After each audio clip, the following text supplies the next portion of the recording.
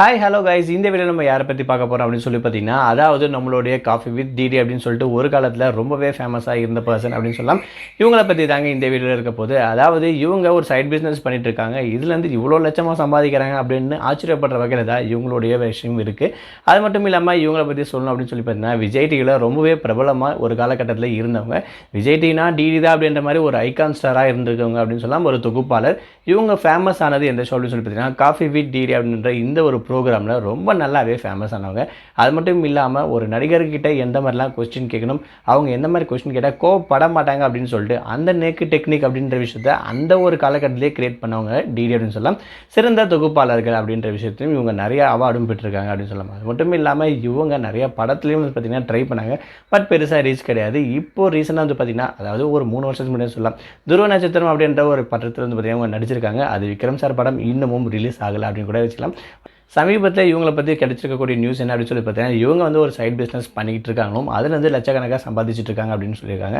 அது மட்டும் இல்லாமல் டிடிக்கு வந்து ரொம்பவே ஹேங்கரிங் பண்ணி கிட்டத்தட்ட 12-13 வருஷமாக வந்து பார்த்திங்கன்னா நின்றுக்கிட்டே ஹேங்கரிங் பண்ணதால் அவங்களுக்கு காலில் சர்ஜரி இருக்குது. ஸோ அந்த ஒரு ப்ராப்ளத்தையும் இப்போ ஃபேஸ் பண்ணிகிட்டு இருக்காங்க. அதுலேருந்து கொஞ்சம் கொஞ்சமாக ரெக்கவர் பண்ணிகிட்டு இருக்காங்க அப்படின்னு கூட சொல்லலாம். இந்த விஷயத்தை எல்லாமே அவங்க பொருட்படுத்தாமல் இருந்தாலும் நம்ம உழைக்கணும் அப்படின்ற விஷயத்தை இன்னமும் ஸ்ட்ராங்காக தான் இருக்காங்க அப்படின்னு சொல்லலாம். அந்த வகையில் வந்து பார்த்திங்கன்னா டிடி சைட் பிஸ்னஸ் அப்படின்ற விஷயத்தை ஹேங்கரிங் தாங்க இன்னமும் பண்ணிக்கிட்டு இருக்காங்க.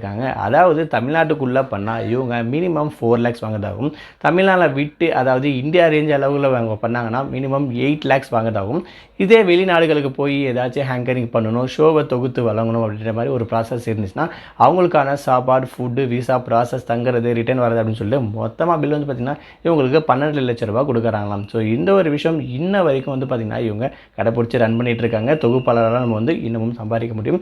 அதில் நம்மளால் முடிஞ்ச எந்த அளவுக்கு பெஸ்ட்டு கொடுக்க முடியுமோ அந்த பெஸ்ட்டும் கொடுக்க முடியும் அப்படின்னு சொல்லிட்டு இன்ன வரைக்கும் ட்ரை பண்ணி அதை தான் சைட் பிஸ்னஸ் அப்படின்ற விஷயத்தை அவங்க பண்ணிட்டு இருக்காங்க. பட் இது அவங்களோட மெயின் பிஸ்னஸ் அப்படின்னு சொல்லலாம்.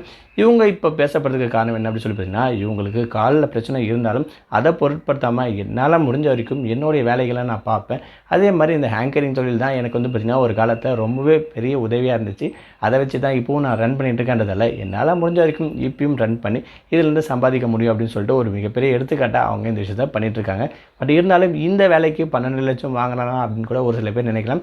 பட் இருந்தாலும் அவங்களுடைய லெவல் ஆகட்டும், அவங்களுடைய ரேஞ்ச் வந்து பார்த்திங்கன்னா கிட்டத்தட்ட 20 வருஷத்துக்கு கிட்ட வந்து பார்த்திங்கன்னா ஆயிடுச்சு அவங்க தொகுப்பாளராக இருந்து இந்த ஒரு எக்ஸ்பீரியன்ஸுக்கு இவங்களுக்கு இவ்வளோ சேலரி வாங்கிட்டு இருக்காங்களாம்.